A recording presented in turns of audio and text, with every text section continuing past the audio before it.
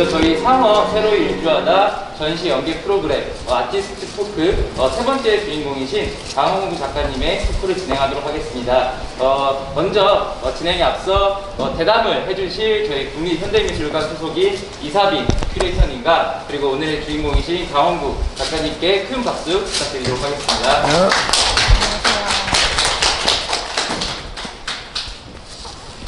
네, 안녕하세요. 네, 안녕하세요. 네. 저는 이제 국립현대미술관에서 학예자로 일하고 있는 이사빈이라고 합니다. 강홍구 선생님하고는 2015년에 우리가 알던 도시라는 전시를 통해서 같이 일을 해본 경험이 있고요. 그때 인연으로 아마 오늘 이 자리에 초대를 받은 것 같습니다. 제가 오늘 프로그램을 준비하면서 오랜만에 선생님 옛날 작업들도 다시 들춰보고 또 예전에 쓰셨던 글들도 다시 보니까 저는 굉장히 재밌고 좋더라고요. 그리고 개인적으로는 선생님이 지금 이제는 어떤 지금 한국 미술계에서 대체 불가능한 어떤 독보적인 캐릭터이자 어떤 작업 세계를 만들어내신 게 아닌가 하는 생각도 했습니다. 그래서 오늘 이 자리에서는 이번 전시에 대한 이야기도 같이 나누고 또 좀 맥락이 닿아있는 옛날 작품들도 같이 조금 하나하나 보면서 선생님 얘기도 좀 들어보고 하는 시간을 가졌으면 좋겠고요. 제가 주최 측에서 듣기로는 오늘 이 관객과의 어떤 대화 취지를 위해서 이 도록 5권을 또 질문을 해주시는 분들께 드린다고 하더라고요. 그래서 중간중간에도 이제 질문할 기회를 좀 드리고 그렇지 않으면 마지막에라도 어떤 질문들을 할 수 있는 시간을 드릴 테니까요. 좀 적극적으로 참여를 부탁드립니다. 그러면 먼저 이 전시 상어 새로이 일주하다라는 전시에 대한 소회를 먼저 간단하게 작가님께 여쭤보는 것으로 시작해 보겠습니다. 제가 여기서 전시를 한 것은 20년 전입니다. 그때는 일주 아트 센터인가 했을 때고 이 건물이 막 지어졌을 때예요. 그리고 그 뒤에 이제 일주 아트 센터가 문을 닫고 나중에 갤러리로 전환이 됐다가 다시 미술관이 된 지 꽤 됐는데 저 근처 지나면서도 그렇게 아시다시피 이 진입 장벽이 살짝 높기 때문에 회전문을 돌아서 그 다음에 뭘 체크하고 해야 되기 때문에 잘 안 했는데 와보고 깜짝 놀랐습니다. 공간이 굉장히 좋아졌네. 그리고 전시도 또 풍성해졌네. 그래서 전시할 의욕이 생긴달까 그런 분위기였어요. 그래서 저는 굉장히 재밌었습니다. 더구나 옛날에 그 전시 같이 했던 분들을 다시 만나서 전시를 하게 되니까 그것도 재밌었고 또 젊은 큐레이터라고 일하니까 뭔가 신선한 기분이 들어서 좀 행복했습니다. 그리고 무엇보다 작가피를 잘 계산해 주더라고요. 그게 아주 좋았어요. 네. 특히 전시 기획 자체가 어떻게 보면 20년 전 전시를 다시 소환해서 그걸 주제로 다루고 있어서 좀 특별했던 것 같아요. 이번 전시에서 선생님께서 그래서 처음에 어떤 작품을 이제 왜 출품하게 되셨는지. 예. 처음에 작품 여기서 받았을 때는 옛날 작업을 찾아야 돼서 저는 옛날 프린트가 있을 줄 알았어요. 그러니까 그때 당시 프린트는 요즘과 같은 디지털 프린트 기술이 없었기 때문에 지금 저 흑백사진 시리즈들은 그때 300만 화소짜리 디지털 카메라로 찍은 겁니다. 제가 제일 처음 산 디지털 카메라로. 그런 다음에 다시 합성한 작업인데 그거 프린트가 있는 줄 알았어요. 어딘가 그래도 좋은 프린터는 아니지만 레이저 프린트로 된 건데 그 레이저 프린트가 사진용 프린트라기보다도 출판용, 그러니까 출판용 미리 보기 프린트 같은 거였어요. 그런 다음에 그 위에 바니스를 바른 거였는데 그걸 찾아보니까 없더라고요. 그러나 다행히 원본은 있었습니다. 그래서 원본을 다시 프린트를 해서 그것을 기점으로 해서 그 다음 작업을 어떻게 할까를 고심을 좀 했습니다. 요즘 작업을 보여줘야 되는데 새 작업을 하기는 쉽지 않고 해서 처음에는 아직 선보이지 않은 신안군에 대한 작업 몇 개를 테스트 삼아서 할까 하다가 여기 와서 현장을 여러 번, 한 두어 번 둘러보고 큐레이터들하고 얘기해보니까 저쪽에 창문이 있더라고요. 그래서 그 창문 밖으로 인왕산이 보여서 여기는 인왕산 작업이 있어야 될 것 같다는 생각이 들어서 20년에 전시했던 지금 그 문제가 된 송현동 공터 이건희 기념관을 짓는다고 전해지는 그걸 그린 그 작업을 인왕산을 좀 떨어져서라도 같이 볼 수 있게 진짜 인왕산과 이미지로서의 인왕산과 그리고 시절이 시절이기만큼 옆에 노란 은행나무도 하나 배치하고 하는 방식으로 전체 흐름을 잡았으면 좋겠다 했습니다. 그리고 중간에는 뭐 은평두탕을 다뤘던 영상 작업도 복도 끝에 들어가면 괜찮을 것 같다.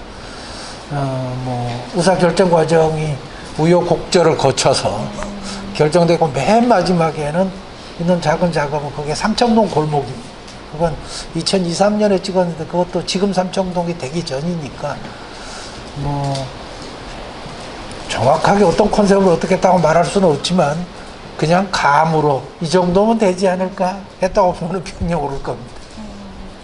네, 저도 선생님하고 같이 전시를 진행해본 입장에서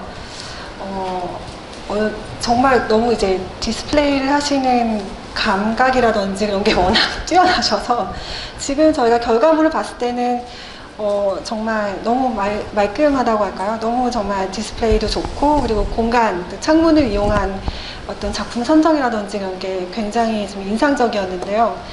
그 과정에서는 또 나름대로 이렇게 원래 다른 작업을 하시려고 했던 계획도 있었다는 걸 들으니까 전 오히려 좀 놀랐습니다. 네. 지금 뒤에 그래서 제가 지금 여기 준비한 거는 우리 전시 입구 정도에 걸려있는 빌딩이라는 옛날 작업인 것 같은데요. 이거는 이번에 약간 굉장히 허접한 족자 같은 형식으로 좀 처음에 입구에 설치를 하셨어요.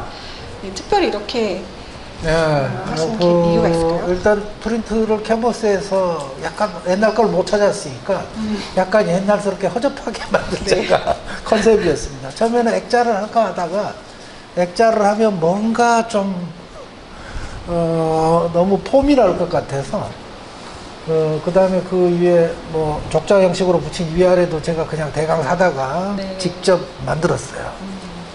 그 다음에 뭐 내용은 보시면 아시겠지만 굉장히 허접한 동물들 장난감을 찍어서 그걸 확대하고 배경이 된 건물은 이 흥국생명 빌딩입니다. 그리고 1층 로비도 있고 중간 2, 3층 가운데 복도도 있고 한데 맨 앞에 있는 공룡 있는 장소는 지금 아무도 함부로 못 가볼 거예요. 아마 저기 맨 꼭대기 층 쪽에 있는 회장실 앞쪽인가 그래요. 제 기억이 맞다면 장담은 못하겠습니다. 그러나 그때는 아직 회장실이 조성 중이었고 어디든지 가서 찍으라고 했기 때문에 찍었던 사진입니다. 지금은 아마 못 찍을 거예요. 네. 그래서 이게 옛날 그 공간의 모습이나 또 이제 뭐 설명 같은 것들을 보면은 어떤 공룡처럼 거대한 이상을 가지고 이제 회사에 취업을 하지만 어떻게 보면 그냥 개처럼 여기저기 왔다 갔다 하면서 그냥 뭐 주워 먹기도 하고 그런 식으로 일을 하게 되는 우리 현대인의 어떤 모습 같기도 하고요. 그리고 이렇게 초식 동물이 쓰러져 있는 모습은 정말 너무 회사원으로서 저도 가슴 아프게 볼 수밖에 없는 약간 처연한 느낌도 들고, 예, 그 선생님의 옛날 그런 작업들에서도 느껴지는 그 위트가 저는 너무 좀 인상적이고 재밌었고요. 그리고 이거랑 정말 굉장히 상반되는, 어떻게 보면은 얼핏 보면 그냥 도시 풍경처럼 보이는 이제 녹색 연구 시리즈 중에서도 서울 공터라는 이제 20년 정도에 발표하신 작업을 같이 보여주셨는데, 지금 제가 보여드리는 건 그 작업은 아니고 녹색 연구라는 작업을 2012년에 처음 12년에 전시를 했죠. 네, 그때 아마 원앤제이 갤러리에서 네, 원앤제이 처음 갤러리에서 발표하셨던 것 같고, 그 당시 쓰셨던 부제는 지리멸렬이었던 것 같아요. 그리고 글에도 보면은 녹색에 대한 굉장히 선생님의 뭐 어떤 다양한 상념들 같은 것들을 좀 표현하려고 하셨던 것 같은데, 이 당시 이 작업을 하시게 된 계기나 이 작업에 대해서 조금 소개를 해주시겠어요? 이 작업들은 사실은 회화를 접목했던 사람이 가진 욕망이 가장 기본 베이스입니다. 그러니까 사진 작업을 쭉 해오고 있지만, 사진에는 없는 것들이 회화에는 있고 회화에 없는 것들이 사진에 있어요. 예를 들면 제가 사진 작업을 해보니까 디지털 사진을 다루면 이런 프로세스를 거치더라고요. 사진이 가장 다른 회화나 조각과 비교해서 얻는 게 물질감, 물질성. 그 다음에 내가 그걸 직접 내 육체로 다루고 있다는 기분이 이게 없어요. 왜냐하면 디지털 사진이라는 아시다시피 디지털 카메라를 들고 사진을 찍으면 그 빛이 강광이 돼서 전기적 신호로 전환됩니다. 그런 다음에 그게 디지털 신호로 영일로 만들어져요. 우리는 그걸 직접 볼 수는 없고 결국 보려면 모니터를 통해서 봐야 돼요.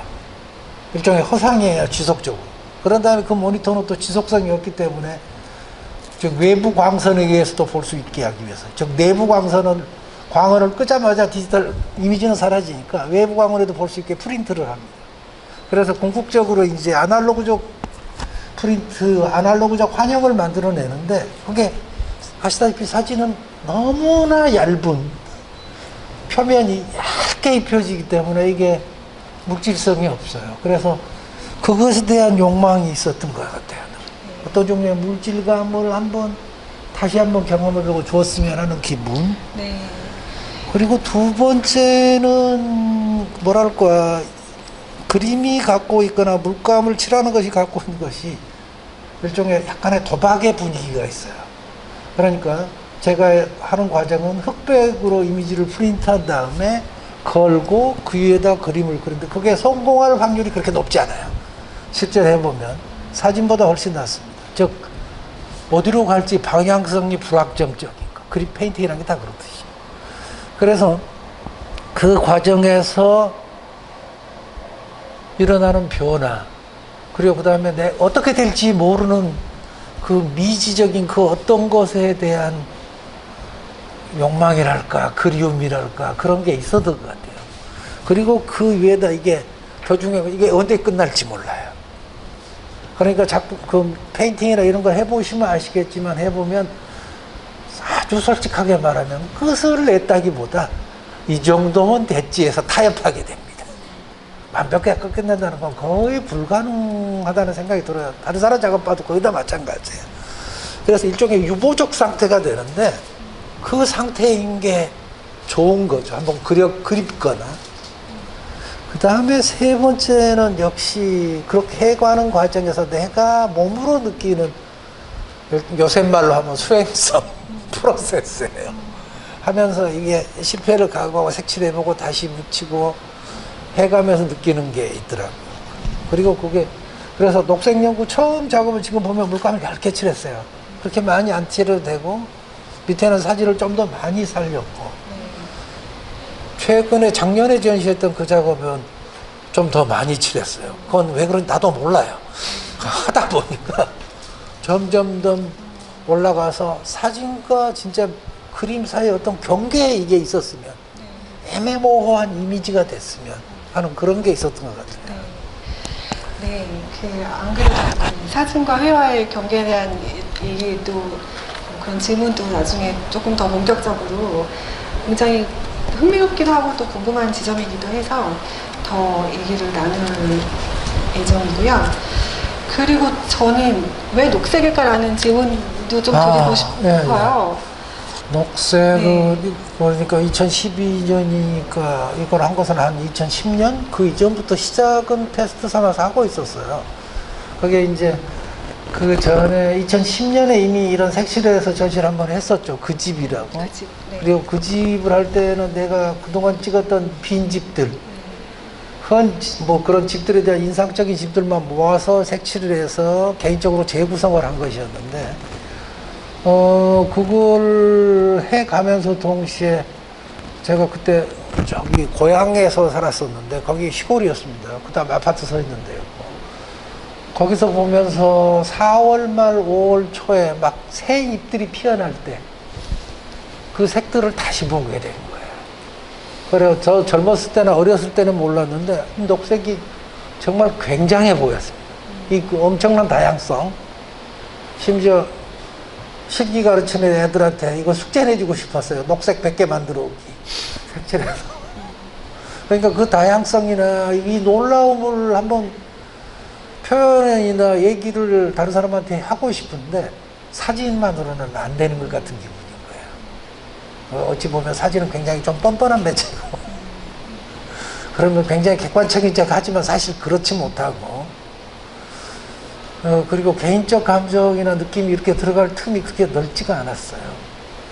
그래서 이 녹색을 이번에는 색칠을 해서 한번 만들어 보자 했는데 굉장히 애먹었습니다. 아시다시피 녹색이 그림이나 이런 페인팅에 보면 색깔 중에 가장 쓰기 어려운 색입니다. 왜냐하면 조금만 하면 튀고 안 그러면 칙칙해지고 무겁고 재료도 마찬가지고 굉장히 쓰기 어려워요. 그래서 생각보다 실패율이 높았습니다. 그리고 나중에 이제 약간 비결이라고 할 수는 없지만 방법 혹은 요령을 터득한 건 물감을 액상 아크릴로 되어 있는 캘리그래피용 잉크가 나와요. 그래서 그 캘리그래피용 잉크를 쓰니까 투명도도 높아지고 바닥 칠하기가 좋더라고요. 내구성도 있고. 그래서 그게 저한테는 일종의 구원의 신호였습니다. 아, 밝은 색은 이걸로 가는 게 낫구나라도. 그리고 또 하나는 녹색을 하다 보니까 이게 색이 살아나려면 사진이 콘트라스트가 높아야 돼요. 안 그러면 이게 죽더라고요. 그래서 그것 때문에 뭐 콘트라스트를 일부러 높이고 가끔 빛이 좋은 날 가서 찍으러 가고 하는 등등의 과정이 배경에는 숨어 있습니다.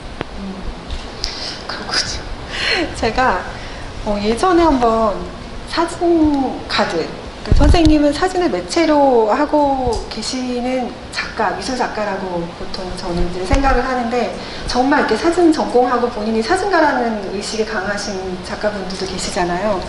그런 분들하고 식사를 하는 자리에서 그분들이 다 무슨 실록이라는 말을 쓰시는데 저한테는 그게 그 당시에 그렇게 익숙하게 많이 듣는 단어는 아니었어요.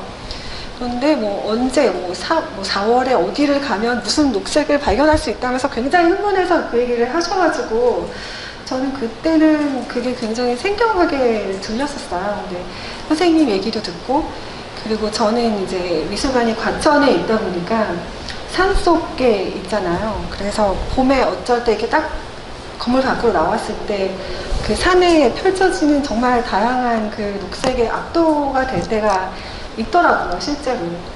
그리고 그거를 아무리 이제 카메라에 담으려고 해도 안 된다는 것도 경험적으로 알게 되니까 더 이런 것들이 지금은 선생님이 말씀하시는 것도 좀 와닿는 것도 있는 것 같습니다.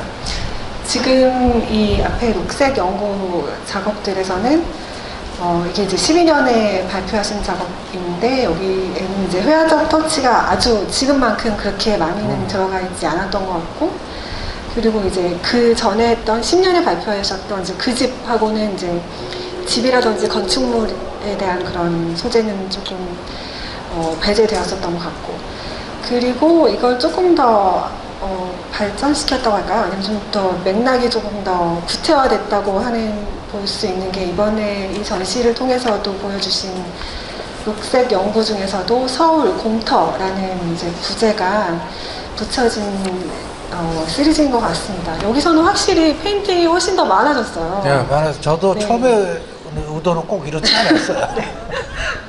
근데 서울은 제가 항상 큰 타이틀로 언젠가 전시를 해야겠다고 생각을 하고 있어서 제목도 정해놨었어요. 서울 이상한 도시. 이상한 도시. 이상한 도시 서울. 해놓고서 뭐 2001, 2년부터 해온 서울 작업을 나중에 언젠가 기회가 되면 다 모아서 이걸 하나는 시간의 축. 그러니까 2000년 초반에 시작해서 그 이전에 한 작업도 있으니까 20년 이후까지의 시간 축으로 한 축. 그리고 그 다음에 공간 축으로 한 축.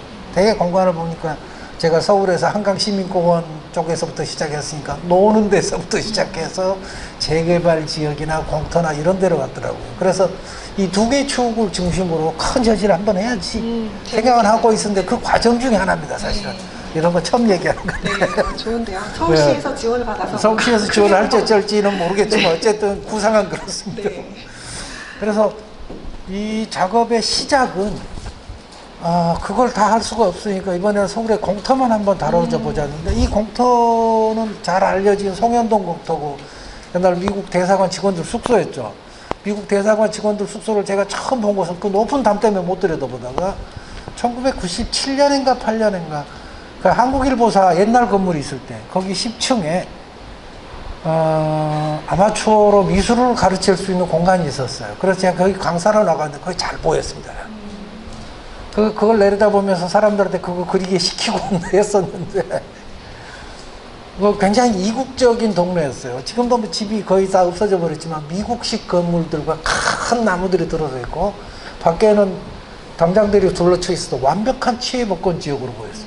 그래서 이게 어떻게 해서 이렇게 됐나 조사해보기도 하고 그랬는데 그러다가 아시다시피 미군 대사관 직원들 숙소가 저쪽 덕수궁 옆으로 이사를 가고 그리고 이쪽은 삼성생명에 넘어갔다가 삼성생명에서 거기다 미술관 비슷한 거 지으려다가 IMF를 맞아갖고 못 견디고 눈물을 머금고 한진에 팔았고 또 한진이 또 문제가 생겨서 그렇게 됐고 합니다만 그 이전에 이걸 찍었을 때는 제가 언제쯤 정확하게 기억은 안 나요. 2010년 무렵인가 좀 그때부터 찍기 시작했어요.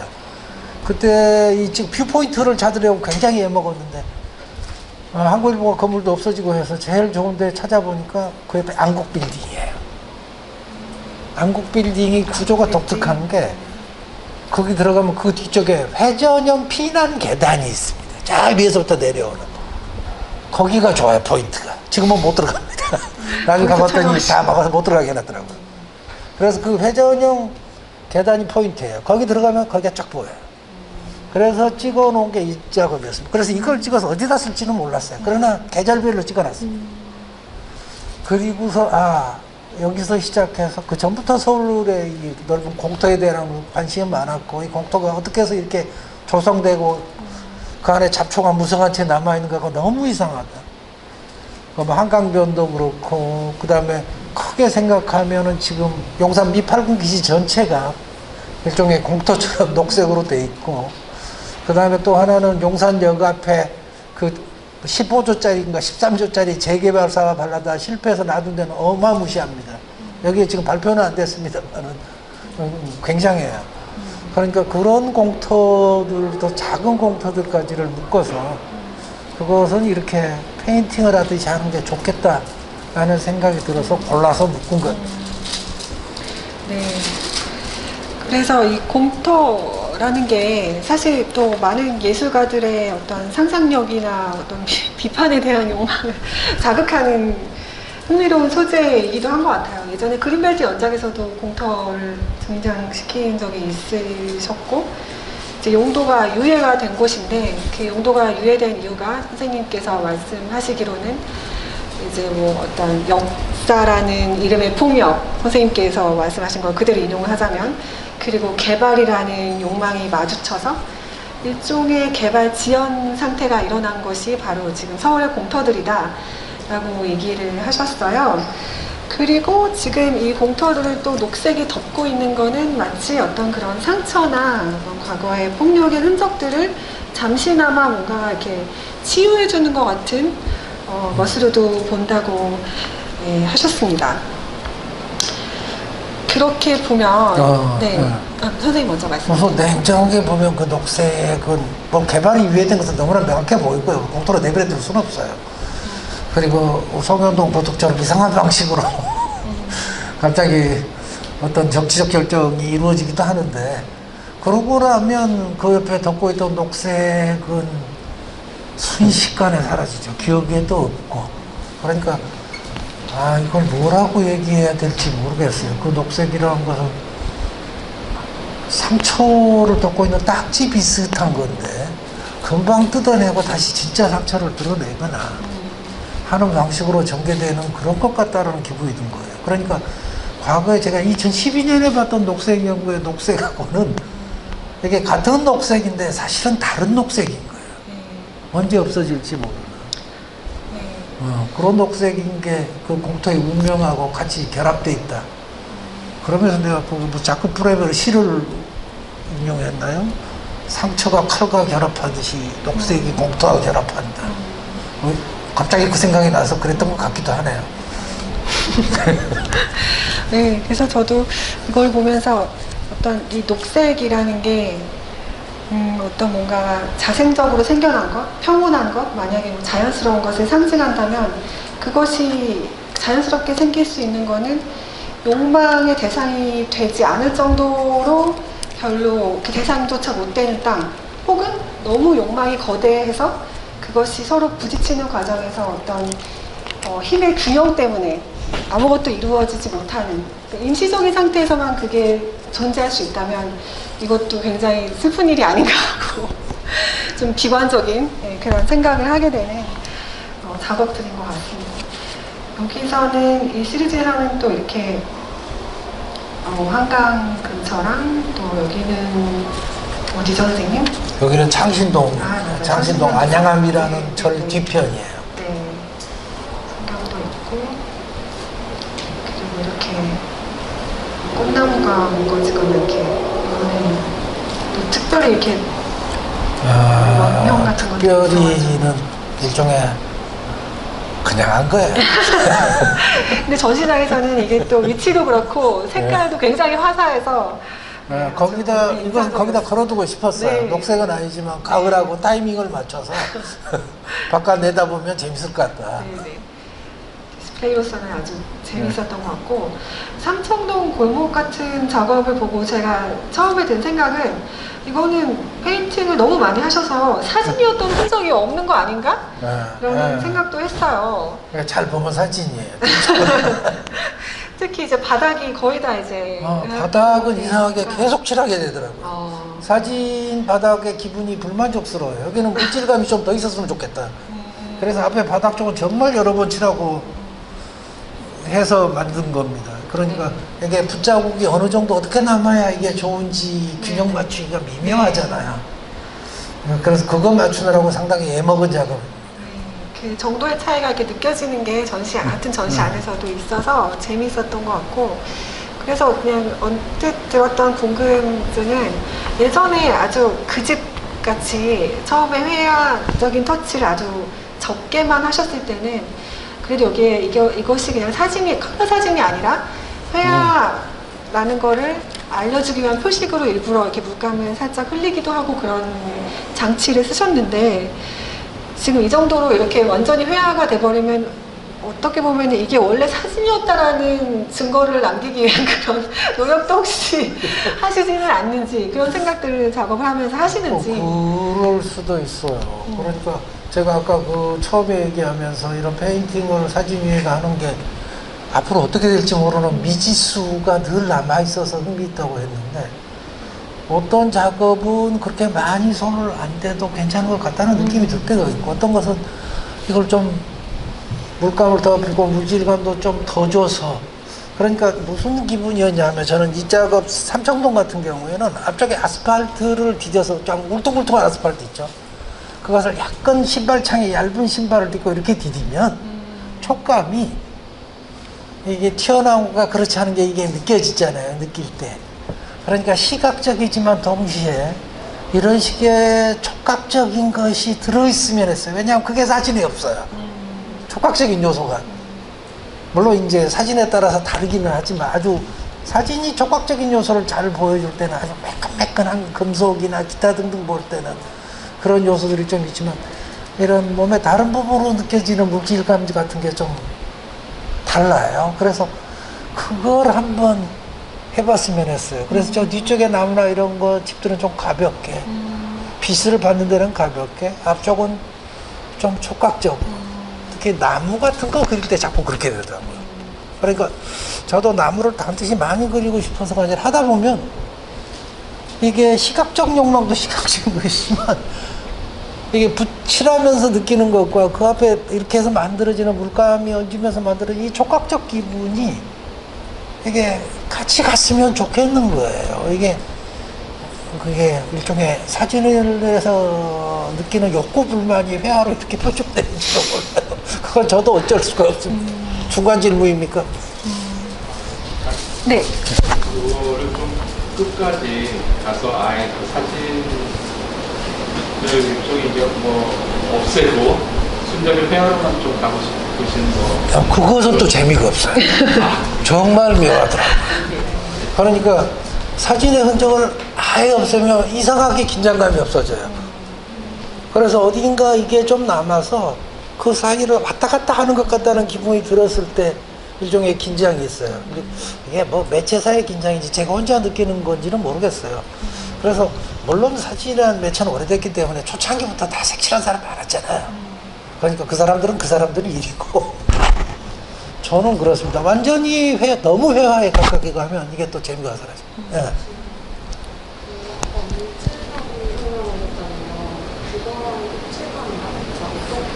입체감이요? 촉감. 물질감이라는 거 이제 물감이 이렇게 있잖아요. 그림을 그려요. 그럼 물감을 섞습니다. 특히 유화 같은 거. 섞으면 물감이라는 물질을 우리가 다루어서 섞어서 화면 위에 발라요. 그럼 이때 바를 때 항상 저항감이 생깁니다. 왜냐하면 모든 물질은 내버려두면 자기 상태를 그냥 유지하고 싶어요. 물감도 똑같아요. 그러면 우리는 그걸 인위적으로 강제적으로 갖다 섞습니다. 그러다 보면 이렇게 바릅니다. 바르고 나면 이게 물감의 두께, 붓의 속도, 색깔, 방향, 기타 등등에 따라서 그것들이 가지는 존재감이 있어요. 물감이 가지는. 그 존재감이 쫙 떨어져서 보면 이미지가 돼요. 이 사이에서 느끼는 물감을 이렇게 설명하는 게 제일 쉬울지도 모르겠어요. 예를 들어서 우리가 르네상스 페인팅을 보면 이 페인팅들은 최대한 물감이 가진 물질감을 감추려고 듭니다. 그래서 다빈치 그림이나 라파엘 그림 보면 얇게 그려서 이게 물감으로 그렸는지 아닌지 모르게 사람을 환영에 빠뜨리죠. 그때는 물감의 존재감, 물질감을 없애는 거예요. 그러나 그 위에 바로크 시대 무렵에 와서 렘브란트 그림이나 특히 인상주의 그림이나 보면 붓자국이에요. 물감이 묻는 흔적이 보여. 이게 바로 물감의 물질감입니다. 그리고 물감 물질이 가진 존재감이에요. 그래서 양자 사이에 그러니까 그리는 사람의 의지와 손과 그 다음에 그 물질이 이렇게 저항하는 것 사이에 긴장이 잘 이루어질 때 그림이 정말 좋아져요. 고호 그림도 마찬가지예요. 그럼요. 고호 그림이 전형적인 케이스의 하나예요. 진짜 원화를 보면 붓자국과 물질감과 색감이 결합이 색깔과 물질감과 그 사람의 그 느낀 기분의 결합이 정말 놀라워요. 그게 탁월해요. 세장 그림도 마찬가지입니다. 그래서 보면 오래 보게 되고 깜짝 놀라게 되죠. 정말 좋은 그림은 그렇더라고요. 제 경험은 그래요. 이것은 잘 모르겠어요. 그래서 거기에 그것들이 갖는 물질감, 물론 뭐 조각도 마찬가지고 딴 것도 같습니다. 그것은 그래요. 이게 뭐 디지털이나 이런 쪽에는 없는 것이니까 사람 육체를 가진 존재라 그런지 모르겠어요. 네. 네, 그렇게 정말 어떤 그 사진하고 회화 사이에 긴장감이라든지 모호성 같은 게 특히 강홍구 선생님 작업의 가장 핵심적인 요소 중에 하나인 것 같습니다. 그래서 네. 그럼 이제 이게 회화가 지금 많이 들어가 있는 그런 작품의 경우에는 사진 같은 경우에는 우리가 에디션을 정해서 하잖아요. 프린트를 하는데 회화는 그릴 때마다 계속 달라지기 때문에 그런 에디션이나 이런 것들을 어떻게 그림이 들어가는 경우에 어떻게 하시나요? 그래서 그것은 에디션은 없습니다. 어떤 작업은 에디션 없이 그냥 유니크 한 점. 그리고 어떤 작업은 주문하면 만들기는 하지만 에디션이 아니고 버전 1, 2, 3, 4. 3개 정도 만듭니다. 1, 2, 3. 그건 뭐 조각도 한 5개는 만드니까 그렇게 도덕적으로 벌 받을 일은 아니에요. 문제는 주문이 없어서 그렇지. 그러니까 똑같이 만들 수는 없으니까 버전으로 갑니다. 버전 3개 정도. 많이 주문해 주시면 좋을 것 같습니다. 혹시 더 이 관련해서 질문 더 없으시면 일단은 다음으로 좀 넘어가겠습니다. 이제 회화에 대한 얘기는 조금 이따 다시 또 하기로 하고 아마 계속해서 나올 것 같지만 주제적으로 봤을 때는 서울공터에서도 마찬가지지만 선생님이 이제 인간과 공간의 폭력을 가한 결과가 지금 서울의 모습이다 이런 얘기를 하셨는데 이 주제를 가지고 어떻게 보면은 2000년대부터 지금까지 좀 꾸준히 작업을 해오신 것 같아요. 그리고 그 시작을 2000년 초 정도로 본다고 치면 저는 여기서 그냥 크게 세 시기 정도로 나눠봤는데요. 2000년 초반에 그린벨트랑 오세리 풍경, 황학동 이런 시리즈들이 있었고 중반에는 이제 어떤 장난감들을 이용했던 미키네 집 수련장, 그리고 2009년 이번에도 전시에 출품된 선생님한테는 저는 굉장히 특별한 작업이라고 생각이 되는 은평 뉴타운 시리즈가 있었는데요. 네, 초기에는 이렇게 이미지들을 사진을 찍고 그냥 합성하는 방식으로 작업을 하셨었죠? 네, 네, 합성을 했죠.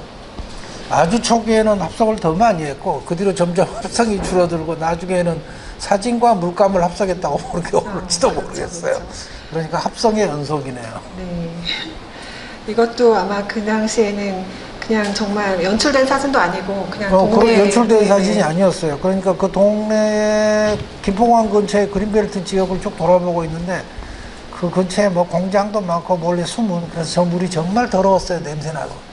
그래서 흑백 사진을 찍어놓으면 그럴듯해 보였어요. 그게 너무 이상해서 그 위에다 이제 그 동네 아저씨입니다. 저 아저씨가 버스 정류장에서 맨날 나와 있는 동네 좀 특별한 아저씨 있죠. 항상 앉아서 담배 피고 날 밝은 날에 우산 갖고 나오고 이 아저씨가 제 작업에 몇 번 등장합니다. 얼굴은 살짝 가린 채. 그런데 이 아저씨를 여기 앉혀놓으니까 딱 맞더라고요. 그래서 나중에 제목을 내 생각에 잘 붙인 것 같아요. 고사관수도였어요. 맞아요. 그래서 고사관수도라는 좀 아이러니하라고. 네. 이게 강희안에 대한 머나면 리스펙트도 있고. 그래서 지금 보면은 이렇게 합성한 작업들을 네, 일부러 그게 한 네, 10장 정도 붙인 것 같아요. 네. 400만 원짜리 카메라를 찍어서 그렇습니다.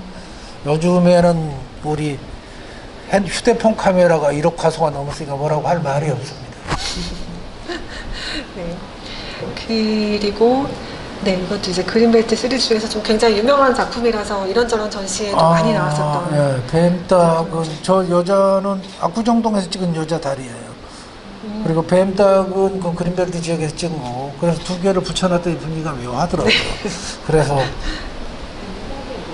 뱀닭이 뭐냐면 유명한 닭인데 네? 그 정력이 좋다는 유명한 뱀 먹은 닭인데 닭인 거죠? 닭을 죽여서 아니다 뱀을 나도 지금 기억이 안 난다. 뱀을 죽여서 이렇게 놔둬요. 그러면 구더기가 생기잖아요. 그럼 그 구더기를 닭한테 먹어요. 그러면 그 닭이 뱀의 전기를 다 빨아먹어서 너무 세게 먹으면 털도 빠져 그런대요. 그러면 그 닭이 먹으면 그렇게 정력이 좋다라는 소문이 있던 전설의 닭입니다. 저도 먹어본 적은 없어요. 그래서 얘기만 들었어요. 그래서 그 뱀닭을 보고 뱀닭과 이게 서 있으면 아이러니하겠다 싶어서 배치했던 겁니다. 지금도 하고 있는 사람이 있는지는 모르겠습니다.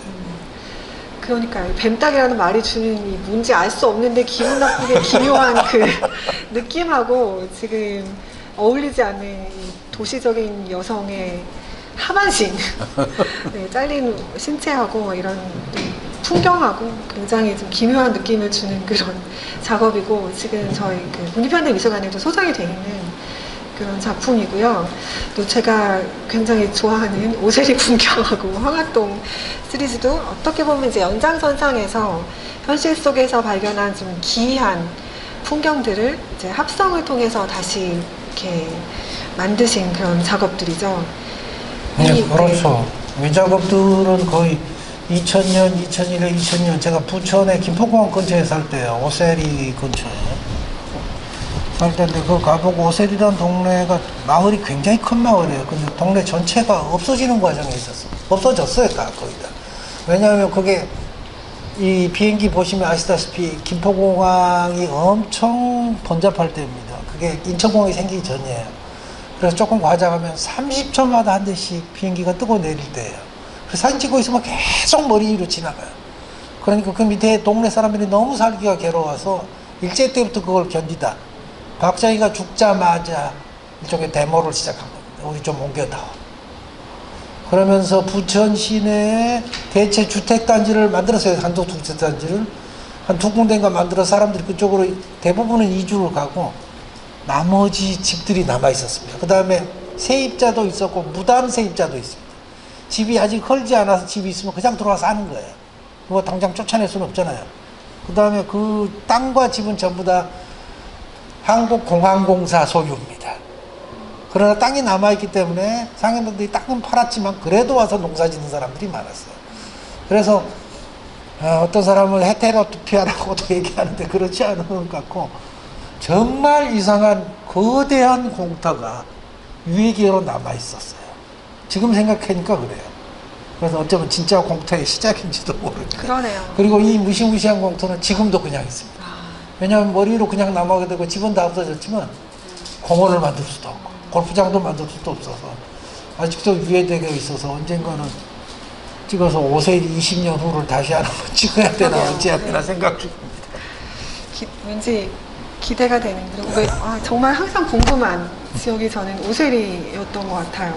특히 이렇게 그 당시에도 그 와중에 이곳이 뭐 농경지 농경지로 와서 사람들 땅이 있으니까 농사는 다 지었어요. 그 땅이 공화공사 땅이 망정.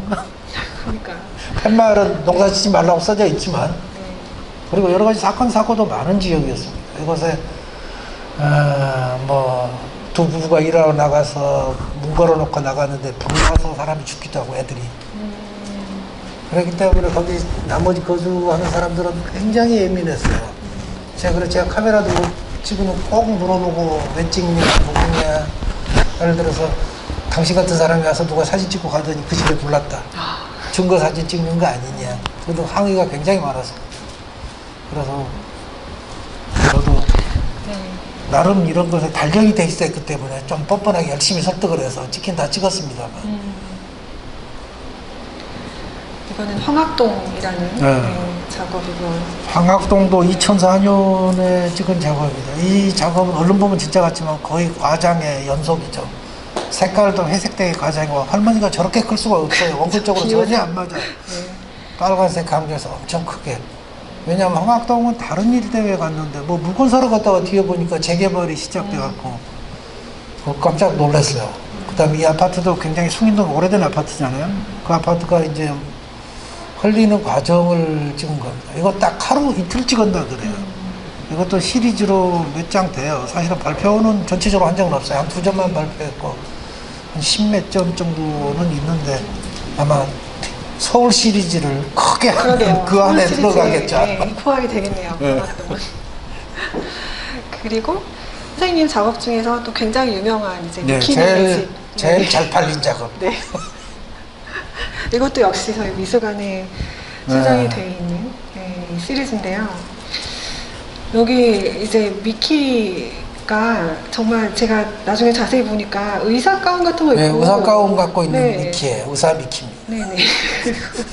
집도 굉장히 고급스럽고 좀 재밌다고 생각을 했고 또 제가 최근에 좀 웃긴 거지만 페이스북에서 이제 한국에 있는 외국인들이 이제 만든 커뮤니티가 있는데 거기에 어떤 외국인이 이제 한국어에 대한 질문을 올린 거예요. 그래서 누구누구네 라는 표현은 언제 쓰는 거냐 말하자면 왜 미키의 집이라고 하지 않고 미키네 집이라고 하는 거냐에 대해서 그래서 이제 그 외국인들이 다 각자 배운 지식을 가지고 의는 소유격이고 네는 뭐 어떤 의미가 있고 막 이제 여러 가지 것들을 막 이렇게 댓글을 다는 걸 보고 저는 평상시에 저희는 그런 생각을 전혀 안 하잖아요. 그게 굉장히 재밌었고 그리고 누구누구네 집 하면은 이제 그 사람만 혼자 사는 게 아니라 그 사람이 포함된 가족이라든지 어떤 집단을 다 표시하는 그런 의미라는 거예요. 그래서 누구누구네 라면 훨씬 더 정겨운 느낌이 조금 드는 것도 있는 것 같아요. 그래서 선생님 항상 장명을 제가 굉장히 잘한다고 생각을 하는데 이 미키네 집도 굉장히 정겨운 느낌이 드는 그런 장면인 것 같습니다. 그러니까 저처럼 시골 출신한테는 지붕을 무엇으로 하느냐, 집벽을 무엇으로 하냐에 대한 집에 대한 계급이 어렸을 때부터 그려져요. 그러니까 저는 시골 출신, 시골에서도 섬이지만 거기서 제일 가난한 사람들은 그냥 토담집을 지어요. 토담에 조그만 창문 내고 목재 제대로 못 쓰고 그러나 초과로 그렇게 지으면 그게 이제 가장 아래 계급입니다. 판잣집은 아니에요. 그리고 그 이후면 번듯하게 이제 한 전형적인 초과 상간 비슷한 집, 3칸 집 혹은 4칸 집.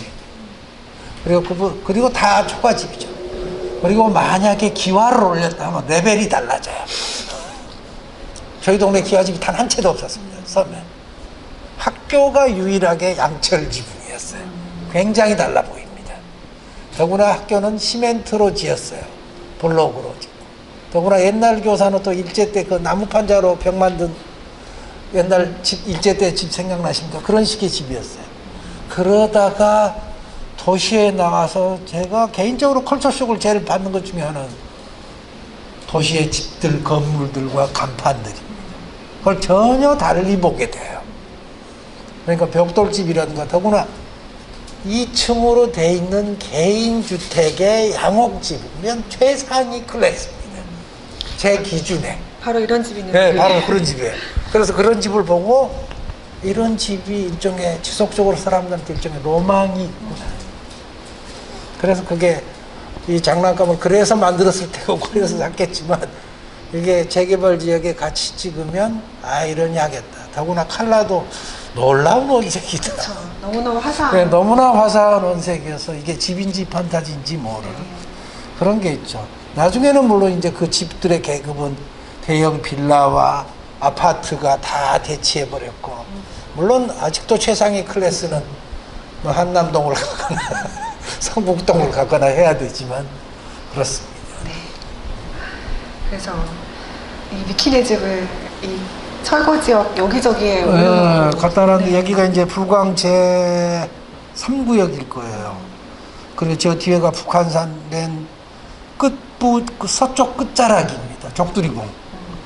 그 놀라운 것은 거기에 있는 집들을 다 알았더니 집 뒤에서 동굴 나타나고. 동굴이요? 어디 이 뒤에 있는 동굴. 동굴 보이죠? 그 집, 누구네 집 뒤에 있던 겁니다.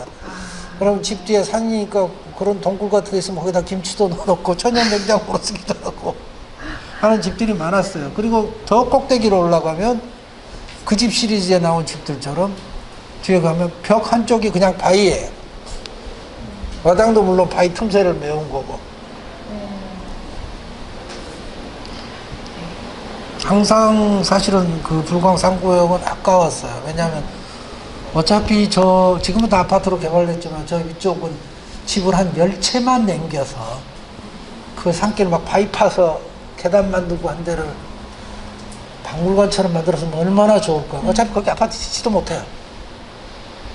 그 앞쪽에다 다 지었는데 싶었지만 그건 뭐 그냥 작가들이 갖고 있는 거의 쓸데없는 꿈이고 그런 일은 안 일어났죠.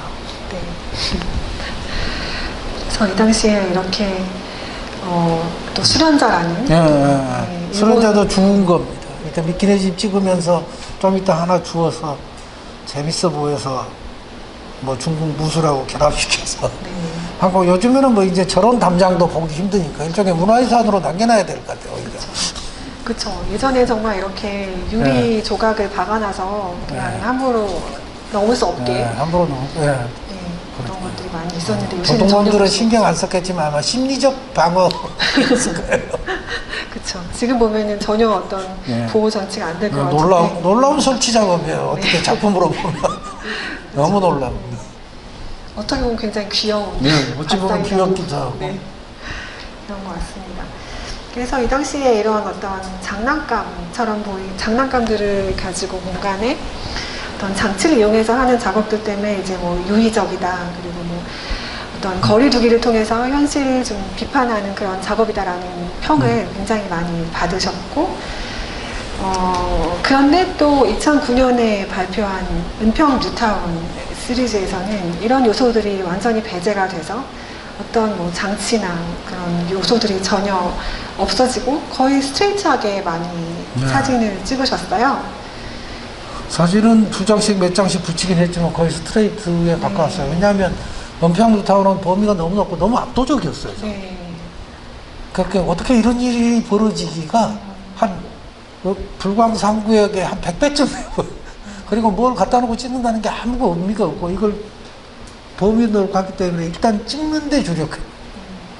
그리고 그렇게 찍어보니까 이건 또 그런 종류의 분위기로 가는 게 맞겠다 싶어서 네. 찍은 거예요. 사실은 뭐 아시다시피 2002년부터 은평 뉴타운이 시범 뉴타운 지역으로 개발되기 시작했어요. 그래서 너무 빨리 시작됐기 때문에 뭐 처음 시작한 제 1구역 같은 데는 제가 그렇게 사진을 많이 찍지도 못했어요. 왜냐하면 너무 빨리 진행돼서 어느 날 갖다 사진 찍고 돌아서 그 다음에 오면 집들이 다 없어져 있고 좀 이따 아파트 짓기 시작하고 그렇게 되더라고요. 그때 아마 이런 것을 이렇게 집중적으로 찍어보면 경험이 좀 쌓여 있었다면 훨씬 더 조직적으로 찍고 동영상도 찍고 다 했을 텐데 그게 늘 아쉽기는 합니다. 그렇지만 뭐 올해 이걸 한번 정리를 일단 하고 책도 만들고 하고 나니까 뭐 좋건 나쁘건 의미는 있었다. 그런 생각이 들었어요. 그리고 개인적으로 기억나는 것은 이제 은평 뉴타운에 새로 들어온 분들이 관심이 많아서 12년인가 13년인가는 한번 어느 초등학교에서 초청을 했어요. 뉴타운에 있는. 뭘 해야 되냐. 그러니까 4학년 학생들을 여러 반을 대상으로 뉴타운의 역사에 대한 얘기를 해달래요. 그래서 나도 깜짝 놀랐어요. 혁신학교가 이런 점은 좋구나. 놀랐네요. 그래 정말로 애들한테 가서 애들은 큰 관심이 있던 없던 이걸 보여주면서 얘기를 했습니다. 애들이 관심 있는 것은 자기네 아파트가 나올 때 좋아. 물론 그렇긴 하지만 어쨌든 간 거기서 하고 또 마을 커뮤니티에서도 연락이 왔어요. 전시를 해주지 않겠냐. 가서 보면 도저히 전시할 수 있는 여건은 안 돼요. 그래서 일부러 조그맣게 어떻게 따로 뽑아서 갖다 마을에서 한다니까 가서 붙여주고 전시를 했었습니다. 그래도 은평 뉴타운은 그러니까 작업을 하고 난 다음에 뉴타운 사람들과 그 근처 쪽에서 지역 주민들의 피드백이 있는 게 굉장히 저한테는 재미있고 유익한 경험이었어요. 네, 그러네요. 그래서 뭐 어떤 그 당시에 말씀하신 거 보면은 너무 압도적인 풍경이라서 뭐 기교나 장치도 필요 없었다라고 말씀을 하시면서 이렇게 좀 어떤 기록적인 성격이 조금 더 강한 것 같은 사진들을 남기시면서 또 한편으로는 이렇게 뭐랄까 애정 어린 것 같은 그런 시선이 또 느껴지기도 해요. 여기서 이제 사실은 굉장히 내 애정이 많았던 동네입니다. 네. 거기에 폭포동이라는 동네가 있었어요. 거의 다 무허가 주택입니다. 그러니까 개천이 하나 있고 그 개천을 따라서 집들이 있는데 거의 무허가 있어요. 그리고 거기에 이제 농사 짓고 꽃농장이 많고 그러는데 거기에 제가 굉장히 좋아하던 산책 코스였습니다. 왜냐하면 철마다 가면 달랐거든요. 봄에는 뭐 벚꽃이 피었다. 여름에는 또 수포가지고 여름꽃 피고 가을은 가을대로 겨울은 겨울대로 그리고 뜻밖에도 여기가 서울인가 싶게 애들이 비 많이 오는 날은 모여서 몇 감기도 하고 그러니까 제 어린 시절의 기억을 불러일으키도 하고 그런 동네였어요. 그래서 그 동네마다 계속 다니다 보니까 동네들에 대한 개인적 애정을 갖게 돼요. 그거 피할 수가 없어요. 내가 살아본 건 아니지. 그렇죠. 살아본 거 아니니까 피할 수가 없어요. 그래서 지금도 이제 저 거기서 멀지 않은 곳에 살기 때문에 지나다니면 그곳은 옛날에 어떤 곳이었는데 싶은 생각이 자꾸 들어요. 언젠가 은평 그하고 협의해서 사진을 작게라도 프린트해서 군데군데 말뚝이라도 세워야 되나. 여기는 이런 장소가 있다. 여기는 이런 곳이었다. 해서 지나가는 사람들이 심심할 때 한번 보면 이렇게 좀 느끼지는 않도록 그랬구나 싶게. 네. 그러니까 사진의 기록속이라는 게 정말 이상하다는 기분이에요. 그러니까 저는 이거 찍으면서는 그렇게 이때도 그렇게 기록을 의식하지 않았는데 시간이 지나니까 시간이 사진에 갖고 있는 기록성을 일종의 강화시킵니다. 그러면서 기억이 우리가 약해지면 약해질수록 기억이 희미해질수록 오히려 기록성은 역으로 강화되는 것 같아요. 그게 페인팅하고는 굉장히 다른 지점이었어요.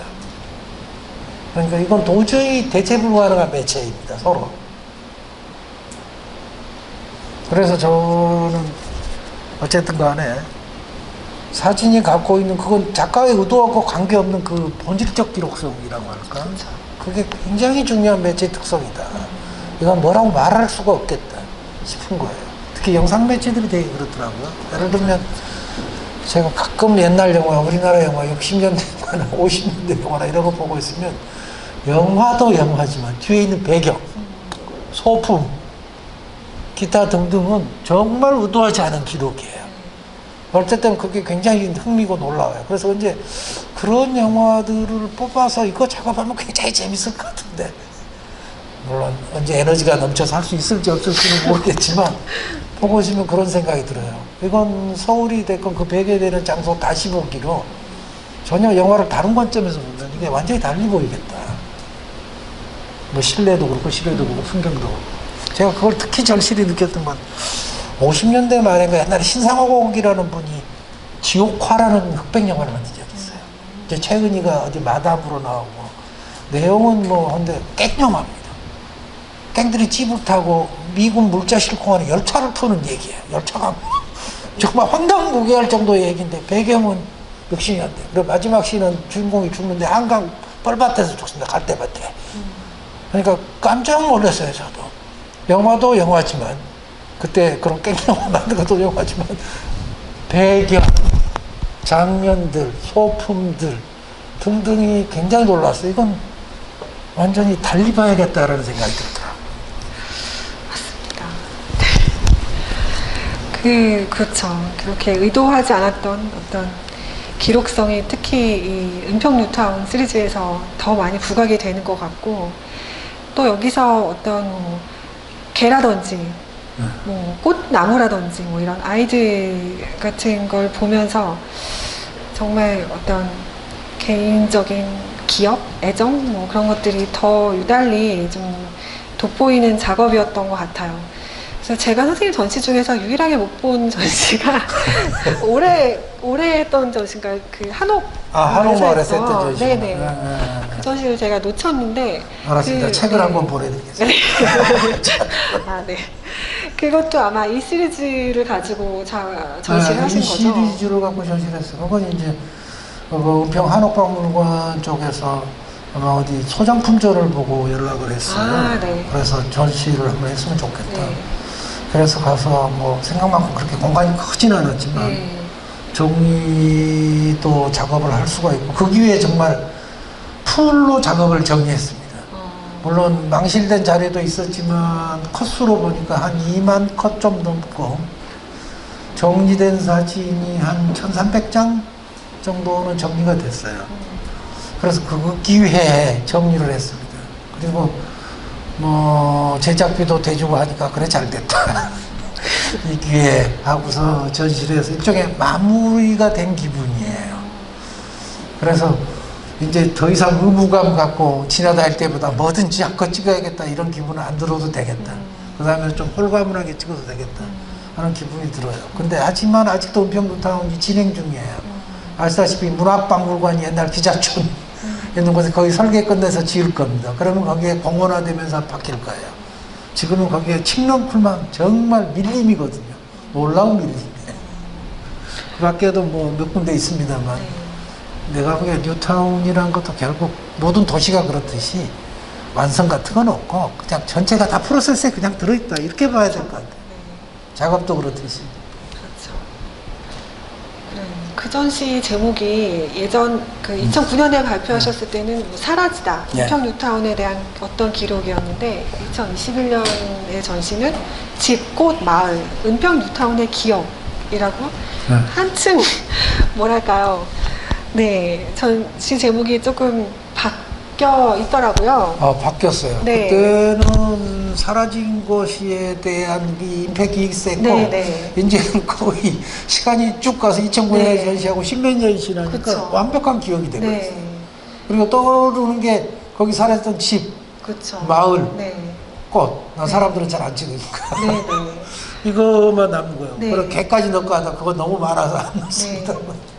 그러니까요. 그런 제목에 그 바뀐 거에서도 어떤 그런 시간의 흐름이라든지 결과적으로 이것이 어떤 기록성을 강하게 띠게 되고 또 기억은 희미해지고 그리고 기억 속에 남아 있는 것들은 어떻게 보면은 집이라든지 개별적인 뭐 어떤 나무라든지 꽃, 또 강아지 뭐 이런 정말 고유성이 있는 작은 것들이 아닌가라는 그런 생각도 하게 되더라고요. 그리고 그게 어떻게 보면 지금 여기에는 준비는 안 했지만 뭐 부산에서 찍으셨던 그런 시리즈라든지 그런 고유한 집집들에 대한 어떤 그런 애정들이 이 이후의 시리즈에서는 조금 더 많이 보였던 게 아닌가라는 생각도 했고요. 지금 아까 계속 얘기가 나왔던 사진과 그림 사이에 존재하는 이 선생님의 이 작업에 대한 얘기를 조금 하려고 제가 아주 초기 작업을 일단 하나를 가져왔는데 90년대 네, 90년대 네. 후반 작업이죠. 네. 이 작업은 옛날 프린트도 지금 남아 있어요. 그런데 네. 이 작업 저 뒤에 배경은 제가 찍은 사진이 아니에요. 이때만 해도 제가 직접 찍은 사진을 쓰지 네. 않을 때라. 네. 저건 아마 그게 어떤 장면 배경이냐면 그 88 서울 올림픽을 중심으로 해서 그때 저기 상계동을 한참 집지어서 아파트를 들어섰죠. 그 다음에 김동원 감독이라는 분이 다큐를 찍었어요. 유명한 다큐죠. 상계동 올림픽이라고. 그럼 그때 찍은 그 작업들이 아마 배경일 겁니다. 그쪽 근처가 철거할 때. 그리고서 도망자 시리즈라는 시리즈를 만들면서 저 왼쪽에 있는 몸은 제 몸이 아니고 뭐 잘 알겠지만 그 히치콕 감독의 북북소로 진로를 돌려라는 영화에 나온 캐리 그란트 몸입니다. 얼굴은 제 얼굴이지만 연출해서 제 아는 후배한테 가서 내가 이렇게 할 때 표정을 지을 때 사진 좀 찍어라 해서 찍은 사진을 스캔한 겁니다. 그 다음에 앞에 텔레비전을 제가 갖다 붙인 거고 텔레비전 속의 얼굴은 일그러진 거죠. 그러니까 이건 전시를 어떤 전시에 냈었냐면 TV라는 전시를 어떤 작가가 기획을 했어요. 저는 그래서 언론 매체가 어떻게 팩트를 왜곡하는가, 그 다음에 낙인을 찍는 낙인 효과가 있는가에 대한 얘기를 이거를 하고 싶었습니다. 그래서 내 달리고 있는 얼굴이 TV에 나오면서 왜곡돼서 거기에 범인 강원구로 낙인을 찍으면 그의 낙인 효과가 어떻게 만들어지냐. 이게 97년도인가 전시했던 작업이에요. 그래서 이걸로 시작해서 도망자 시리즈를 몇 개 만들었었죠. 그리고 도망자는 사실은 그러니까 우리가 살면서 그렇잖아요. 저희도 그렇지만 지금도 그렇지만 이 역사적 압력, 그 다음에 뭔가에 대한 당위성, 도덕성 뿐만 아니라 권력 등등으로부터 도망치고 싶은데 도망 못 간다는 걸 알죠. 근데 도망가고 싶어. 일종의 그게 대부분 비극이고 딜레마죠. 그리고 그게 현실이고 그게 오늘 지금 얘기하는 새로운 그 일상성이라는 게 그래서 무섭고, 그러니까 그 얘기의 일부였어요. 네. 그렇죠. 지금 봐도 재미있는 90년대 후반에 나는 누구인가랑 이제 도망자 시리즈에서 원래는 회화가를 나오셨지만 그 당시에 이제 어떤 시대적으로는 아마 회화라는 매체의 어떤 가능성에 좀 한계가 있다고 생각을 하시고 스캐너라든지 컴퓨터 그래픽을 이용한 디지털 합성 사진, 아주 의도적인 가짜들을 계속 만들던 시기의 작업이었던 것 같고요. 그리고 앞에 그러면서 아마 자연스럽게 디지털 카메라를 구입해서 그런 우리 일상 속에 또는 도시의 어떤 기이한 풍경들을 촬영을 하면서 자연스럽게 이제 재개발과 관련된 작업들을 쭉 진행을 하시다가 이제 은평뉴타운 그 시리즈를 발표한 2009년에서 1년 더 지나서 이 과거에 찍으셨던 흑백 사진에 직접 회화적인 타치를 가능하는 그 그때는 시리즈. 이제 네. 나는 더 이상 집이나 폐허나 이런 거 그만 찍겠다라고 생각하고 아, 네. 일종의 마감 기념으로 아, 네. 그 내가 일종의 존경심, 오마주를 보내야 될 집들에 대해서 개인적인 오마주를 하자라는 생각으로 했었어요. 그랬는데 그 뒤에 또 찍게 될지는 몰랐죠. 그래서 이제는 포기했어요. 할 수 없다. 그 눈에 띄는 대로 일단 찍어놓고 어떻게 될지 모르겠다. 그러니까 사진을 베이스로 한 작업이라는 게 정말 묘한 게 그게 확실한 의도를 갖고 어떤 것을 찍는 케이스도 있겠지만 어쩔 때는 찍어놓고 보면 그게 작업이 만들어지는 일종의 과정이 있어요. 프로세스가. 그래서 그 과정들이 떠오르면 사진이 이른바 재편집돼요. 그러니까 전에는 이런 사진이었던 게 이런 사진이 모여서 이런 얘기를 이렇게 묶어서 했으면 좋겠다 라는 거여서, 그러니까 사진이 저는 그게 굉장히 재밌는 지점이라는 생각이 들어요. 그러니까 편집을 다시 하고 하면 이게 다시 보입니다. 그래서 그런 형식으로 작업들을 크게 묶어볼 생각을 한 게 아까 말씀드렸던 그 이상한 도시 서울입니다. 그런 프로세스로 다시 보면 이게 굉장히 흥미있겠다 했어요. 이것도 이제 서울의 일부, 여기는 은평뉴타운입니다. 은평뉴타운 지역이었어요. 저한테는 기억할 만한 작업이에요. 이거 누구 안 살 줄 알았는데 놀랍게도 어떤 홍콩 사람이 사가지고. 홍콩 사람이 살고 있었던 건가요? 그분은 양반이 정성이 뻗쳤어요. 작품 2개를 하나로 사갔는데, 세트로 한 4m 넘는 작업이에요. 사갔는데, 자기네 집이 좁으니까 기다려라. 하더니 그 다음에 벽이 진짜 넓어졌다고, 이걸 걸 수 있는 벽이 생겼다고 사갔습니다. 아마 굉장히 부자였던 것 같아요. 홍콩에 6m짜리 벽을 갖고 거기다 그림을 걸 수 있는 사람. 네. 그렇군요. 이것도 다. 예. 제가 개인적으로 애정하는 작업입니다. 어찌 말하면. 그러니까 맨 꼭대기에 있던 집입니다. 그게 불광 3구역에. 이 집이 들어가면 그 뒤에 바위가 아까 말씀하신 부엌에, 그리고 그 바위 사이로 물이 흘러. 놀라운 집이었어요. 겉에서 봐서 몰랐어요. 그리고 마당이 그 평지가 아니었어요. 보면 그걸 깎고 바위 틈새를 다 메운 다음에 지은 집이에요. 정말 가서 보면 일종의 존경심이 생길 수밖에 없어요. 사람들이 이렇게 치열하게 자기 거주 공간을 짓지 않으면 안 되는 거라든가 사는 거라든가 그런 느낌이 듭니다. 그런데 그런 게 이제 다 철거가 되고 나면 그 누구의 기록으로나 없어요. 이제 남아있지 기록도 않은, 없는 거의 유일한 기록이 돼버렸어요. 그렇죠. 그리고 그 어떤 기억들을 재현하는 의미에서 채색도 하시고 예. 그리고 채색을 했다는 증거를 위해서 이렇게 페인트 작업도 남기시고 원래는 실수해서 시작한 거였는데 원래는 색을 잘못 칠해서 에라 모르겠다고 인색을 칠해봤더니 괜찮더라고요. 네, 이게 그래서 일종의 시그니처로 만들었어요. 이거 색칠한 거예요. 왜냐하면 누가 여러 사람이 물어보더라고요. 이게 칼라냐 아니면 색칠한 거냐. 이게 색칠한 거다라는 걸 확인시켜주더라고요. 네. 그때부터 이게 약간 시그니처처럼 사진마다 이렇게 가로로도 여기 은평뉴타운 네. 폭포동 한쪽에 너무 많이 흘렸어요. 그리고 자개장롱. 이 자개장롱은 정말 많이 버리고 갑니다. 정말 내가 공간이 큰 데 있었으면 엄청 수집했을 거예요. 자개장롱의 역사를 만들 수 있었을 텐데 아쉽다는 생각이 들어요. 이 장롱 시대마다 또 달라요. 이건 비교적 한 60년대나 70년대 장롱입니다. 이 문양을 보면 문양이 덜 화려하고 그 다음에 이 두께가 얇아요. 이 위에 자개 두께가. 네네. 나중에 오면 자개 두께가 더 두꺼워지면서 더 화사해지고 복잡해집니다. 이때 장롱이 제일 좋아요. 디자인도 좋고 심플하고. 그러게요. 이렇게 재개발, 철거 지역에 버려진 물건들을 보면 정말 처연한 생각도 들고 참 그랬던 것 같은데 그것들이 이제 이렇게 채색을 입고 작품이 되어 있네요. 네. 그리고 이제 그 15년에 발표하신 참새와 짜장면. 참새와 짜장면. 이 작업은 그렇게 큰 드로잉은 아닌데 작은 드로잉이에요. 네. 원래는 저 고등어 꼬리를 누가 버리고 간 걸 찍었어요. 이거는 그럼 여기는 사진이고. 네, 그 사진입니다. 그런 다음에 이거 앞쪽에다 고등어를 통째로 그려봤고 그랬는데 재미가 없더라고요. 그래서 머리만 그렸더니 그냥 딱 재밌었습니다. 네. 뭘 상상하든 그건 자유지만. 네.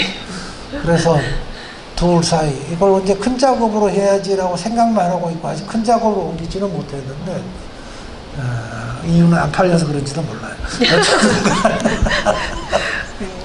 좋아하는 사람은 많은데 네. 이걸 집에 걸고 싶더라고요. 그렇죠. 조금 부담스러운 네, 인터넷 분할 때문에 약간. 아마 자기 작업 실수가 있거나 개인 공간이 있으면 혼자 사서 걸어놓으면 재밌을 수 있겠지만 여러 사람 보는 데서는 그랬을 수 있어요. 그럴 수 있죠. 저도 안 그러나요?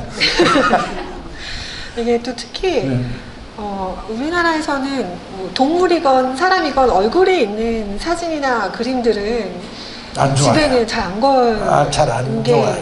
좀. 나름은 개인적으로는 일종의 이중적이었죠. 이것은 이제 몸통이 달아난 것에 대한 얘기였고 또는 한쪽은 사진이고 한쪽은 페인팅이잖아요. 그쵸. 그래서 양자 사이의 네네. 간극에 대한 일종의 네네. 메타포라고도 생각했고 네, 너무 재밌는. 생각은 복잡하게 했지만 네. 근데 확실히 그 집 이후에 이렇게 페인팅하는 거에 재미를 들이셨다라는 느낌이 계속 들게. 왜냐하면 네. 손으로 하는 게 역시 몸으로 네, 하는 게 재밌거든요. 약간, 네. 그걸 속일 수가 없어요. 그럴 것 같습니다. 그래서 그걸 안 하고 괜히 사진만 집중적으로 할 수도 있겠지만 그건 뭐 그런 것식으로 살고 싶지가 않았어요. 자, 이렇게 좀 본격적으로 거의 여기 그럼 이 짜장면은 네. 정말로 이 앞에서 짜장면을 먹었던 기억 때문에 그린 겁니다. 이 벽 때문에. 제 옛날 불광동 작업실 바로 앞쪽에 있는 벽이에요. 그래서 그때 제가 이사를 할 때 저를 도와줬던 제자들하고 같이 앞에서 짜장면 먹었어요. 그래서 그 기억을 되살릴 겸해서 저 짜장면은 그때 그 짜장면은 아닙니다. 짜장면에 대한 막연한 기억 있죠. 오이를 좀 썰어 넣고 완두콩도 살짝 넣고 위에다 계란 후라이가 올라 있는 짜장면. 이래야 뭔가 좀 고전적이고 완벽해요.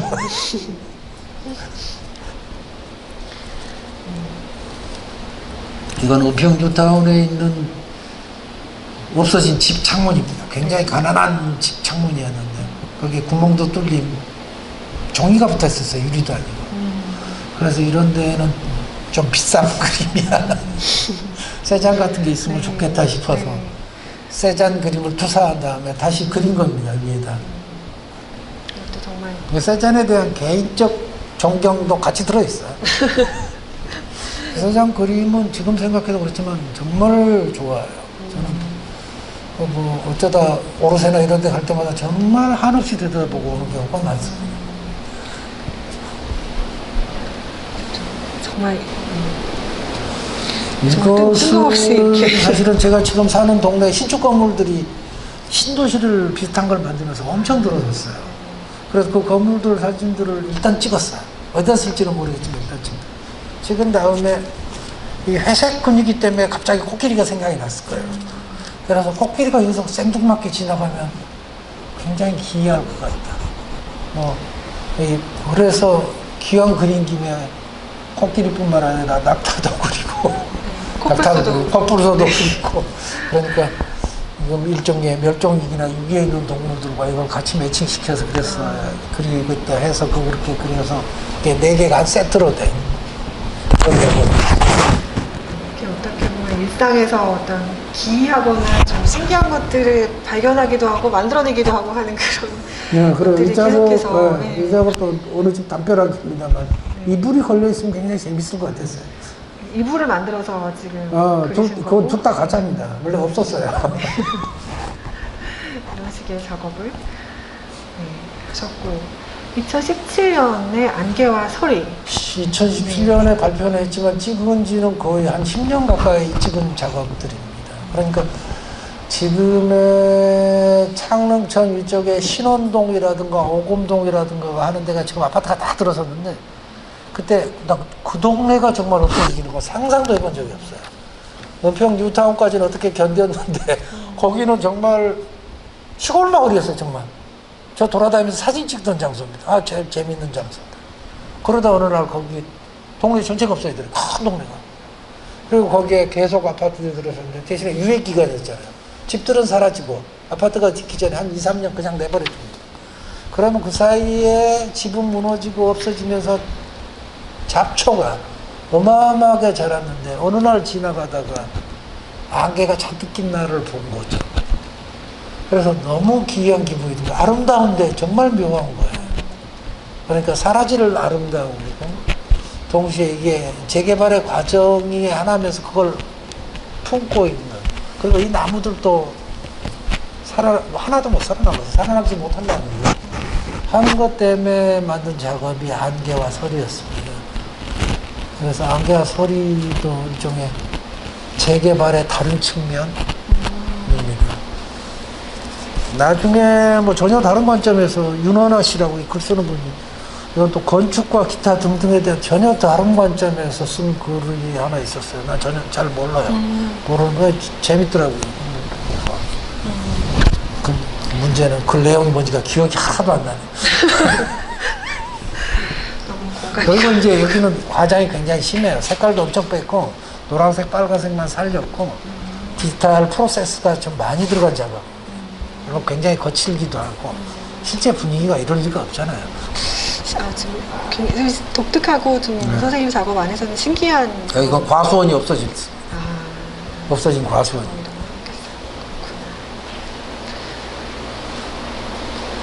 이 동네는 정말 없어질지 몰랐어. 정말 이렇게 봐도 너무 기이한. 네, 기이한 분위기. 일부러 좀 더 기이하게 만들고 있고. 그래서 이렇게 사진하고 그림 사이에서 이렇게 아슬아슬한 줄타기를 하면서 또 어떻게 보면은 회화적으로 점점 약간 비중이 높아지는 방향으로 지금까지 작업이 전개가 되었던 것 같아요. 그리고 예전 인터뷰들 보면 워낙 이제 카메라를 주된 매체로 사용하시기 때문에 사진작가라고 이제 분류가 되기도 하고 또 심지어는 고은사진미술관 관장님도 하셨어요. 그래서 뭐 사진이란 매체에 대해서 질문도 계속 많이 받으셨던 것 같은데 그 질문에 대한 답도 아마 작업을 하신 20년간 계속 그 생각도 조금 바뀌셨을 것 같기도 하는데 혹시 예를 들면 뭐 앞으로 다시 사진만으로도 작업을 할 생각이 있으신지? 있죠. 없을 리가 없죠. 그러니까 아시다시피 저 같은 스타일은 뭐 한편으로는 집중적으로 어떤 종류의 이 작업을 해야겠다 찍는 경우도 있고 정말 지나가면서 찍는 경우도 있고 하는 작업들인데 오래 찍다 보니까 이게 사진이 자꾸 쌓이고 그 중에서 이제 셀렉팅을 해보면 아까 제가 편집 얘기를 했지만 그걸 편집을 달리하면 굉장히 다른 작업들이 돼요. 그래서 예를 들어서 어떤 작업들은 지금 뭐 이렇게 뽑아서 이렇게 분류해 보면 뭐 제목을 지금 붙이지는 않았지만 어떤 것은 사진만으로 쭉 한번 만들어야겠다. 내가 일상적으로 봐서 만났던 순간들을 이렇게 재조직하는 작업이 하나가 진행 중인데 발표가 될지 안 될지는 모르겠어요. 진행 중인 게 하나가 있고 그리고 그 다음에 지금 실행을 하고 있지는 않지만 옛날에 쓰던 필름들이 남은 것이 있어서 언제 필름 카메라로 이거 다시 한번 찍어야지 하는 생각을 갖고 있기도 합니다. 그래서 사실은 저도 뭐라고 확실하게 답할 수는 없어요. 그러나 한 가지는 확실할 것 같아요. 우선 사진을 카메라를 들고 제가 작업을 처음 시작한 게 1990년대 후반이에요. 그래서 이제 90년대 처음 한 것은 뭐 90년대보다 더 이전에 컴퓨터 샀을 때니까 1992년 무렵이라고 보면 그때는 이제 사진을 합성해서 이용하는 단순한 이른바 뭐 아이러니함 그 다음에 사회 풍자적인 요소 이런 것들을 결합시켜서 서로 충돌시키는 일종의 콜라주였다면 그 이후 작업들은 보면 사진을 서로 이어붙이면서 사진의 파편성을 강조해서 이것들이 서로 현실인데 분명히 어긋나 있고 파편적인 것을 보여주고 그 다음에 사진 내부에서 오브제를 이용하면서 사진 내부에서 이렇게 충돌이 일어나거나 콜라주가 되는 방식의 작업이에요. 그러니까 저는 뭔가요 미키네즘도 그렇고 그 다음에 뭐 수련자도 그렇고 그것도 저도 일종의 사진 내부 콜라주라고 생각합니다. 사진 내부 콜라주 같은 거예요. 그래서 그런 내부 콜라주로 이루어졌다고 이제 시간이 지나면서 점점 아까 말씀드렸듯이 사진 매체가 가진 특성이 다른 매체하고 정말 다르다.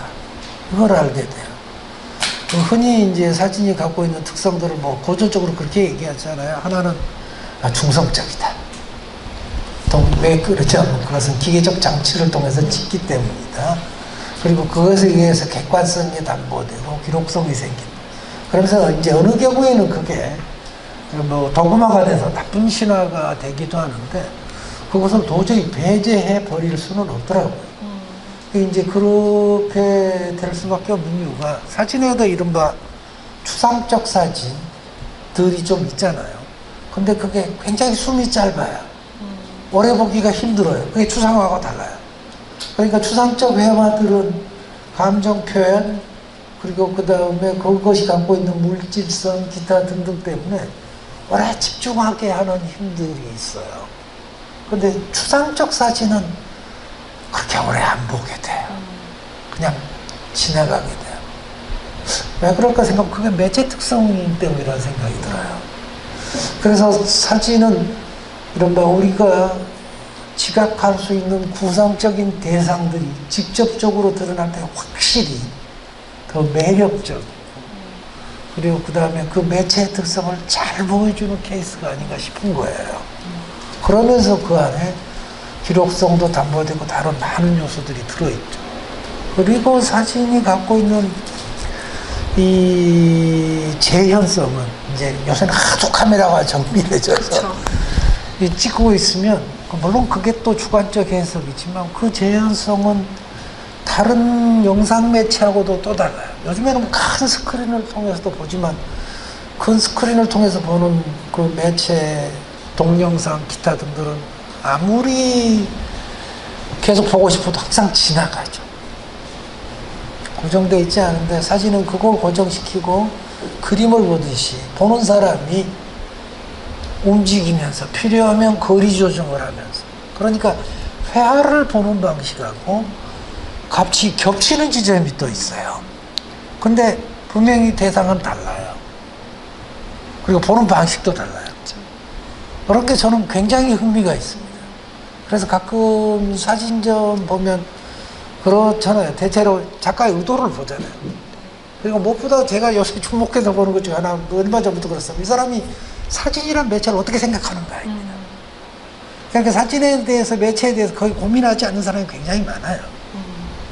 근데 이 사람은 사진 매체에 나는 재현적 특성과 디테일에 초점을 맞춰서 나머지를 중성화시켜서 보여주겠다라든가 이렇게 명확하면 굉장히 매력적인 됩니다. 혹은 기록성에 연대 초점을 맞추겠다, 아니면 매체 자체가 뭔가를 물어보고 있으면 그렇습니다. 그리고 그건 사진뿐만 아니라 다른 매체도 마찬가지예요. 페인팅도 동영상도 다 마찬가지예요. 그러니까 그 매체가 무엇인가 정체성에 대해서 질문을 하고 내가 어떻게 해석할 것인가가 그 안에 들어있으면 굉장히 매력적이에요. 오래 보게 만들어요. 하긴 뭐 다른 예술도 다 마찬가지지만 오래 보게 만들어요. 그게 없으면 숨이 짧아요. 그러니까 제 생각에는 그런 느낌이 있어요. 젊었을 때 반짝하는 상당수의 작가들은 매체에 대한 본질적 질문을 안 할 때 숨이 짧아요. 그러나 예를 들어서 예를 들면 세잔이나 렘브란트나 혹은 그 다음에 뭐 다른 경제정설이나 등등 보면 매체 자체에 대한 질문이 바닥에 깔려 있습니다. 자기가 어떤 매체를 어떻게 다루나, 이게 전 굉장히 중요하다고 생각해요. 그리고 그거에 대한 질문을 지속적으로 하고 있어야 다른 질문, 예를 들어서 내가 이 작업으로 무엇을 할 것인가, 무슨 얘기를 하고 싶은가가 같이 짜여져야 이른바 의미가 더 잘 생성되고 전달도 되고 오래 볼 수 있게 하는 힘이 있다는 느낌이에요. 뭐 좋은 그림들이 그렇듯이요. 좋은 그림들이 예를 들어서 뭐 지금도 생각나는 건 어딘가 암스테르담에 내셔널 뮤지엄에 갔을 때 그 누군가요? 렘브란트 그림과 다른 사람 그림이 쫙 걸려있는데 그림은 다 잘 그렸어요. 가서 보면 렘브란트 그림은 도저히 당할 수가 없구나 하는 기분이 드는 게, 그게 가장 기본적 질문이 그 안에 같이 들어있어서 그런 것이 아닌가 하는 생각이 굉장히 강합니다. 뭐 아까 얘기한 세잔 그림도 그렇고 뭐 경제 정선도 그림도 그렇고, 그게 작가가 명시적으로 의식을 하든 그렇지 않든 간에 그렇다는 생각이 들어요. 근데 이제 사진이 좀 기묘한 건 매체가 이상하게 젊다는 거예요. 그러니까 사진가들이 많은 작업들을 했는데 진짜 좋은 작업은 이상하게 젊었을 때나 중년 때요. 나이 들어서는 거의 없어요. 엔젤라 답스도 마찬가지, 로버트 프랭크도 그래, 우리나라 작가들도 그래. 그러니까 음악이라든가 회화라든가 조각이라 이런 데 가면 대가들의, 문학도 마찬가지로 대가들에서 얘기할 때 사람들이 말년 양식에 대해서 얘기하는 경우가 많아요. 나이가 들어서 원숙해졌거나 혹은 그것 지속적으로 매체에 대한 질문하고 실험하고 있을 때 정말 좋은 작가다. 예를 들면 베토벤의 마지막 교향곡은 특이한 게 교향곡 자체에 대해서 질문하잖아요. 제 짧은 음악 상식으로 그렇습니다. 교향곡에 성악이 들어가는 건 굉장히 큰 긴데 그걸 물어보는 거죠. 정말 안 그랬댔나? 이랬을 때 달라지죠. 이랬을 때 달라지듯이 예를 들면 세잔 그림이나 렘브란트의 만년 그림들도 그런 질문이 지속적으로 같이 되니까 만년 양식이 생겨요. 사진은 근데 왜 그럴까? 저한테는 궁금해요. 어찌 보면 이게 사진이란 매체 자체가 그 젊었을 때는 한 대에 집중하게 만들고 그 다음부터는 그렇게 만드나? 그래서 가끔 그 앙리카르띠에 브로스랑이 그렇게 사진을 찍다가 그 사람 그림도 그랬어요. 그림이 사진만큼 좋지 않아요. 근데 늙어서는 그림만 그래요. 어쩔 때는 그게 이해가 되기도 해요. 야, 이게 더 이상 사진이 안 된다는 거. 그러니까 육체적 에너지가 사진 쪽에 투사되는 게 있는데 그게 없어졌나 싶기도 한 거예요. 아직 저한테는 미스테리입니다. 근데 이게 확실히 다릅니다. 그러니까 로버트 프랭크 같이 센서블했던 사람도 중년 이후에 한참 때를 지나고 나면 사람이 갑자기 뚝 떨어져서 다운되니까 뭐 그렇습니다. 아, 네, 아주 그쵸. 사진은 사실 보는 사람 입장에서도 점점 저는 시간이 갈수록 사진을 보고 평하는 게 너무 어렵다는 생각을 사실 했었는데 또 창작하시는 분들도 또 다른 의미에서 이런 매체에 대한 고민을 계속 하신다는 얘기를 들으니까 굉장히 흥미롭기도 하고 또 어떤 면에서는 알 수 있을 것 같다라는 공감을 또 들고 합니다. 혹시 질문 그동안 못 하셨던 질문 있으신 분 있을까요? 네, 억지로라도 하세요. 아직 300분 남았죠. 이제 시간이 다 돼가지고 네. 특별히 질문이 없으시면 네. 아, 그렇다고 2번 주진 않아요. 아마도. 말년에 이런 식으로 네. 말년이 얼마 안 남았어요. 그래서 요즘에 회화 많이 가시고 아니, 그런 것은 아니에요. 근데 나도 모르게 그렇게 갔어요. 이걸 명확하게, 이영리하고 교활하게 깊이 가는 거 아닌가 싶기도 하지만, 아니, 그래서 더욱더 스트레이트한 사진에 가까운 사진을 좀 더 찍어보고 싶어요. 한편으로는. 왜냐하면 내가 나는 뭐 좀 사진 매체를 늦게 접했기 때문에 나이가 들면 이게 어떻게 될까가 궁금하기도 한 거예요. 한번 그래서 투 트랙으로 밀어붙여 볼 생각입니다. 두 트랙을 10년 전에 처음에 뵀을 때는 사진 작가셨잖아요. 근데 갑자기 테이핑을 했어요.